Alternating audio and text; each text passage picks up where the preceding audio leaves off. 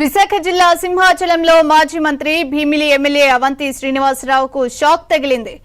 విజయనగిరి పాలెంలో నిర్వహించిన గడప గడపకు మన ప్రభుత్వం కార్యక్రమంలో పాల్గొన్న అవంతి శ్రీనివాసరావును స్థానిక మహిళలు అడ్డుకున్నారు.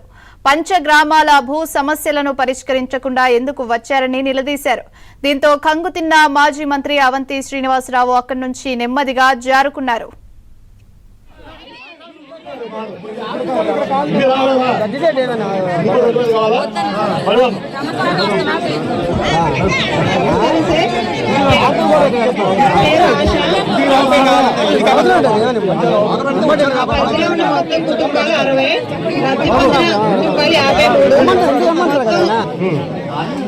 దానికి దీనికి ఏ సంబంధం లేదు.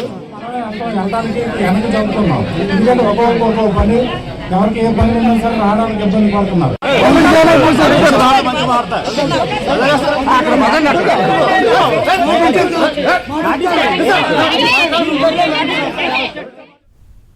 చూస్తున్నాం. విశాఖ జిల్లా సింహాచలంలో మాజీ మంత్రి భీమిలి ఎమ్మెల్యే అవంతి శ్రీనివాసరావుకు షాక్ తగిలింది.